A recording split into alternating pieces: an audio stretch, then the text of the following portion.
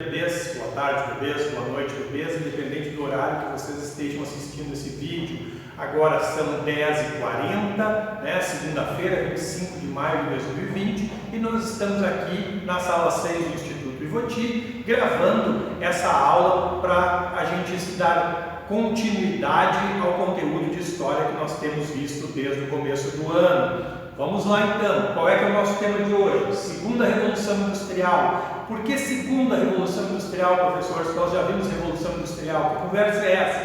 Bom, a Revolução Industrial que ocorre lá no século XVIII, que a gente viu na última aula, que começa no século XVIII, então, ela está praticamente fechada na Inglaterra, fechada num modelo muito particular inglês, né, que a gente viu de conjuntura ali, de cercamentos, de parlamentarismo, enfim, de matérias-primas, de indústria têxtil. O que a gente vai ver no século XIX, então, que é o momento que a gente tem essa segunda revolução industrial, é a expansão desse modelo industrial para outras partes do mundo, a expansão e a adaptação desse modelo industrial, então, para outros países, outras regiões que não só a Inglaterra. Que regiões seriam essas? A Europa Ocidental, os Estados alemães, lembrem-se que não existe uma Alemanha no começo do século XIX, a Alemanha só vai se unificar em 1871. Nos Estados alemães, alguns deles começam esse processo de industrialização. Tá? Um dos motivos, por sinal, da vinda de imigrantes para o Brasil é justamente a industrialização e o desemprego. Né? As pessoas ficam sem eira nem beira, muitos artesãos perdem o seu ofício por conta da disputa, né, com grandes corporações. Os caras não têm outra alternativa senão migrar. Onde mais a gente apontar? Só voltando aqui para a Europa Ocidental. Os Estados alemães, a Holanda, a Bélgica, a França numa conjuntura muito própria, tá? Mas o que acontece aqui? A Inglaterra vitoriana, a Inglaterra da Rainha Vitória, segue sendo hegemônica nesse processo. Ela segue dominando o processo industrial, não só na Europa, mas como também no mundo. Né? A Inglaterra vai ser a grande potência mundial do século XIX. Onde mais nós vamos ter isso? Nos Estados Unidos da América. Os Estados Unidos da América, a partir do fim da Guerra da Secessão, a Guerra Civil Americana, então, que termina em 1865, se consolida como uma nação industrial na América. Por que isso? Porque a Guerra de Secessão é justamente o norte industrializado contra o sul extremamente agrário, muito parecido, né, com o modelo que nós tínhamos no Brasil, de lavoura, de exportação, de mão de obra escrava, de grande latifúndio, enquanto o norte tem já uma dinâmica totalmente comercial, industrial, da pequena propriedade. E o norte, então, ganha a guerra e esse modelo nortista passa a ser o modelo hegemônico, o modelo controlador da nação norte-americana. Então, os Estados Unidos entram nesse processo já na segunda Revolução Industrial, a partir, né, se consolida, na verdade, a partir do fim da Guerra da Secessão, a Guerra Civil Norte-Americana, lá em 1865. No outro lado do planeta, o Japão entra também nesse processo de industrialização com o que a gente chama de restauração Meiji, ou restauração Meiji, do japonês realmente não é muito bom, que acontece a partir de 1868. O que é isso? É um processo de modernização do Japão, em que o imperador consegue centralizar o poder, né? O Japão tem uma sociedade semi-feudal até então, com os senhores da guerra muito forte nas suas províncias, e o imperador consegue unificar, centralizar o poder nas suas mãos e começa um processo de modernização, trazendo técnicos estrangeiros para instalar uma indústria nacional no Japão, para modernizar o exército, enfim, o Japão se apropria dessas tecnologias, ele monta um parque industrial nacional, ele moderniza o seu exército, que até então era um exército principalmente tendo como base a figura do samurai, essa figura quase que mitológica, que vem lá da Idade Média japonesa, né? E ele moderniza. Um filme bom para ver esse processo de modernização no Japão, guardadas as devidas proporções, porque é um filme, não é história, não é um documento, é O Último Samurai, com o menino aquele, como é que é o nome dele? Tom Hanks? Não, Tom Cruise, com Tom Cruise, que é justamente um militar norte-americano que vai para o Japão para servir, né, as tropas japonesas nesse processo de modernização, para treinar as tropas nessa nova conjuntura que a restauração Meiji coloca ali. E ali aparece uma das dos grandes trunfos, aspas, que surge da Guerra de Secessão norte-americana, que é a metralhadora Gatling, aquela metralhadora movida a manivela, né, que tem vários canos que vão girando, né, e disparando projéteis muito rápido. Uma metralhadora tem mais poder de fogo que um batalhão de mosqueteiros, né, um batalhão de mosquetões, né, durante o século XIX. Ela vai revolucionar o campo de batalha e tornar as guerras cada vez mais sangrentas, né? Essa revolução industrial vai agir diretamente no campo militar, tornando as armas cada vez mais mortíferas e cada vez a maiores distâncias. O combate corpo a corpo vai sendo colocado de uma forma diminuta, dentro da possibilidade de eu atacar o inimigo em seu próprio território, no local onde ele está. Tá bom? A gente vai ver mais adiante isso quando nós trabalharmos a Primeira Guerra Mundial, que vai ser o ápice desse processo aqui de revolução industrial dentro desse período. Então, vai se expandir geograficamente para a Europa Ocidental, para os Estados Unidos da América e para o Japão, esse modelo industrial que surge na Inglaterra. Tá bom? Dentro do processo de expansão, a gente vai ter avanços tecnológicos que vão permitir uma mudança da matriz energética. O que é a matriz energética? É o que faz mover a indústria, é o que faz mover as máquinas. Nós temos uma matriz energética desse primeiro momento da Revolução Industrial baseada principalmente no carvão e no vapor. Né? O carvão mineral retirado do solo, que é queimado para fazer as máquinas a vapor mexerem-se e produzirem. Gradativamente, essas matrizes energéticas vão ser substituídas pelo petróleo e pela eletricidade. Então aqui nós vamos ter uma mudança significativa e crucial para o sistema produtivo. A gente vai ter um aumento muito grande da capacidade produtiva a partir, né, dessa mudança de matriz energética. Uma matriz energética com muito mais força, com muito mais capacidade de mover essas máquinas e ampliar a capacidade produtiva. Junto com a mudança de matriz energética, de nada adiantaria eu ter as mesmas máquinas produzindo muito mais rápido, eu vou ter um avanço tecnológico extremamente significativo nesse período. É o momento das grandes invenções. A segunda metade do século XIX só é comparada ao pós-Segunda Guerra, né, da quantidade de coisas que são inventadas e que nos seguem até hoje. Se nós formos ver na essência, né, são as invenções da Segunda Revolução Industrial que vão dar capacidade, né, de depois da Segunda Guerra Mundial nós termos invenções como o televisor, o computador, enfim, o celular, né. É lá na Segunda Revolução Industrial que a gente dá a base tecnológica do que nós temos hoje, essa nossa dependência da tecnologia, que hoje nós dependemos totalmente da tecnologia, começa esse processo lá na Segunda Revolução Industrial. Mas que tipo de inventos são esses? Eu coloquei só alguns aqui significativos, mas nós temos muitos outros tão significativos quanto esses.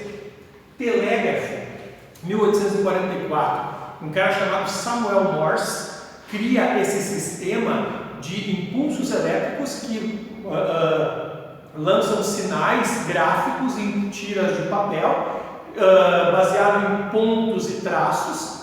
Né? O que é isso? O código Morse, né? O código Morse, inventado por Samuel Morse, e que são levados através de cabos, então, para todo o país. Para vocês terem uma ideia, uma mensagem a cavalo entre Nova York e Los Angeles, entre as duas costas dos Estados Unidos, né? A costa Atlântica e a costa Pacífica, vai levar 10 dias, 8 dias a cavalo naquele sistema de mensageiros, como é esse sistema. Eu tenho um cavalo aqui, eu vou com esse cavalo a galope até São Leopoldo, de São Leopoldo tu tem outro cavalo, eu entrego a mensagem para outro mensageiro, ele vai a galope até Porto Alegre, Glorinha, enfim, vai levar 8, 10 dias para cruzar, noite e dia direto. direto, né, todo o território continental dos Estados Unidos.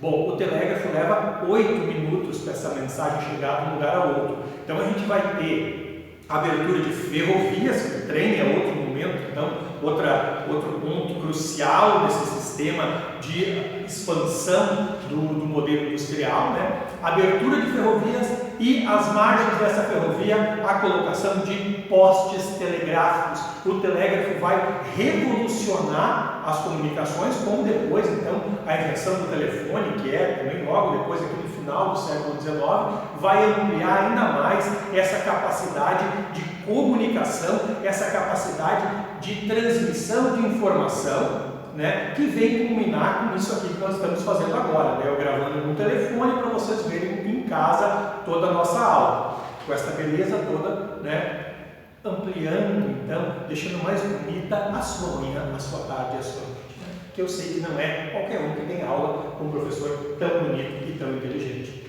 e tão modesto. O aço, o refino do ferro, a retirada do carbono e a produção de um material, né, mais durável, mais resistente e ao mesmo tempo mais maleável que o ferro. O aço vai ser a base para a indústria moderna. Não existe uma indústria nacional em qualquer lugar do planeta, uma indústria pesada, sem o aço.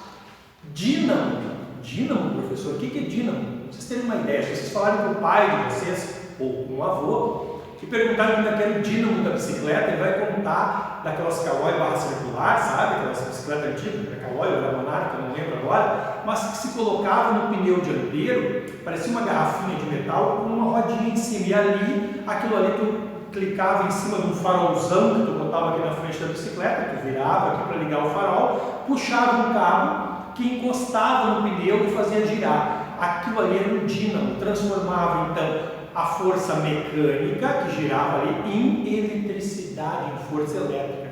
Isso aí foi inventado, foi patenteado, na verdade, em 1855. Essas datas que eu coloco aqui são datas onde esses inventos foram registrados. Muitos deles são questionados se foram os caras que registraram que foram os reais inventores. Mas o dínamo vai transformar então força mecânica em energia elétrica. Isso vai ser crucial, vai ser básico para esse aumento produtivo, para mover as máquinas da segunda revolução industrial. E finalmente, o motor de combustão interna. Esse motor que move os nossos carros, move quase tudo nesse mundo, né? Que tem então esse motor a explosão, nós também chamamos, que é desenvolvido lá em 1854, depois o Daimler e o Benz vão aprimorar esse uso a partir das técnicas de um cara chamado Diesel, óleo diesel, estou ligado, né? Vão aprimorar o uso desse motor e vão colocar eles então em cima de carroças, né? Em cima de veículos que vão andar sozinhos a partir da força desses motores, né? Né? Um veículo que tem mobilidade própria, um automóvel, olha que beleza, né? Indispensável hoje, infelizmente ainda indispensável, e um dos grandes problemas que a gente tem no planeta hoje, então, que é o automóvel, o seu luxo e o seu custo. Tá? Isso aqui é um pequeno exemplo da quantidade de invenções que a gente vai ter nesse momento.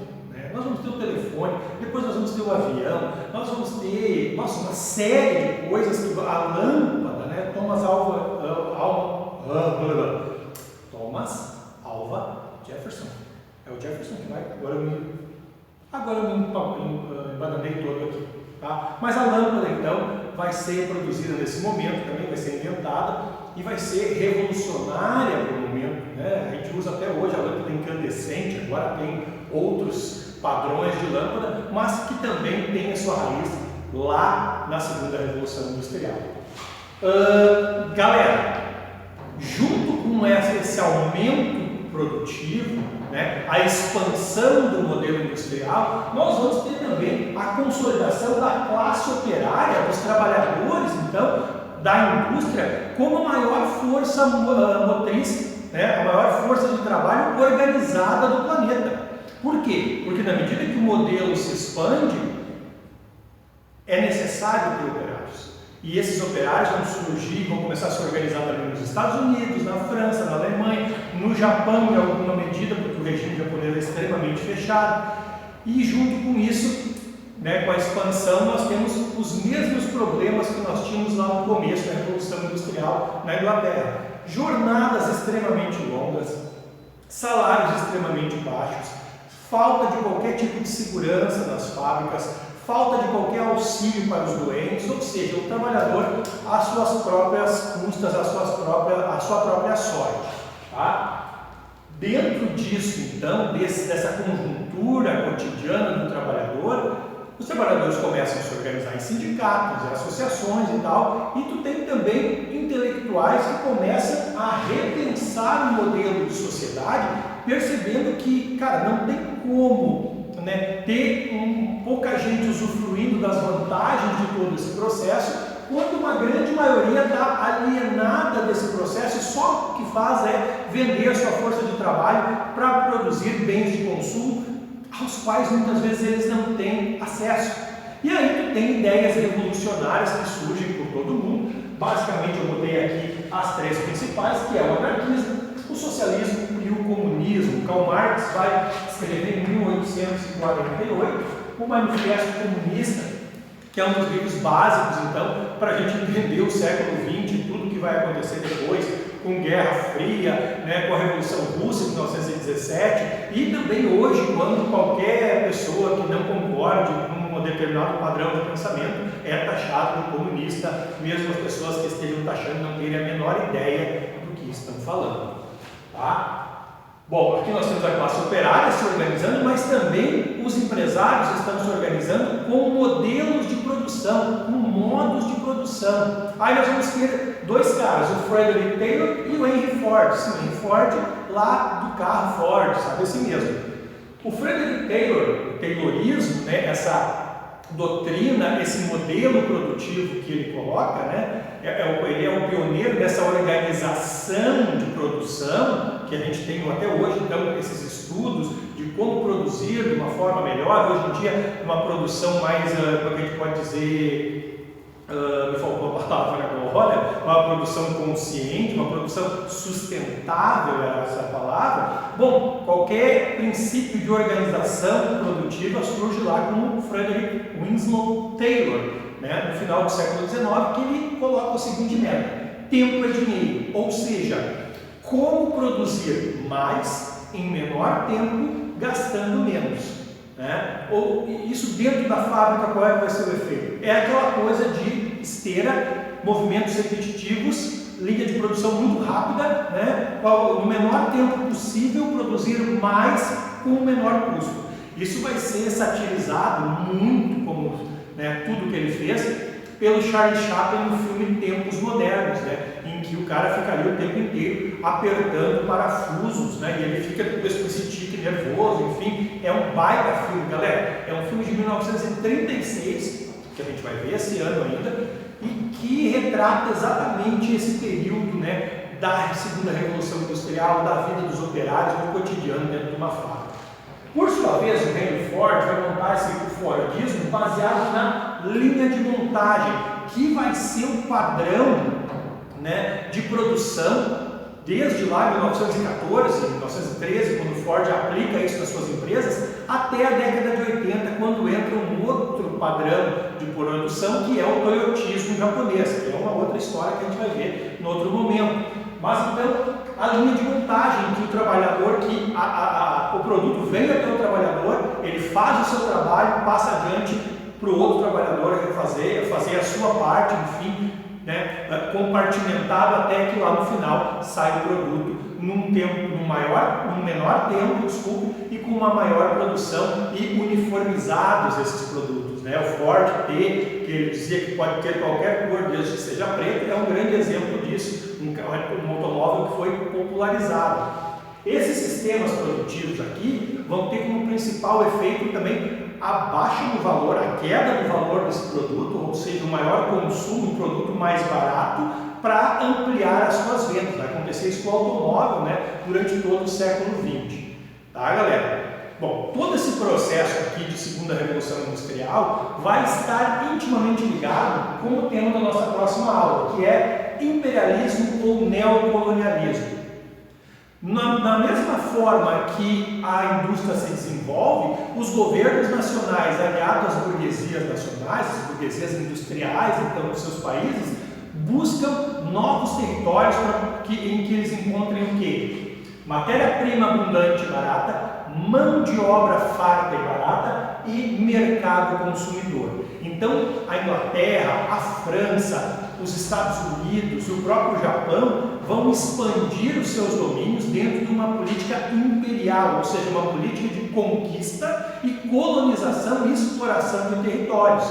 A gente chama de neocolonialismo para não se confundir com o colonialismo lá do século XVI, XVII, que Espanha, Portugal e Inglaterra, então, foram os principais protagonistas, tá bom? Mas isso é assunto para a nossa próxima aula, toda essa ação, né, das potências industriais e a expansão desse modelo para todo mundo, tá? Tivemos uma aula meio longa, eu falei meio rápido demais, mas vai dar tudo certo no fim, tá bom, gente? Beijo para vocês, saudades e até a próxima!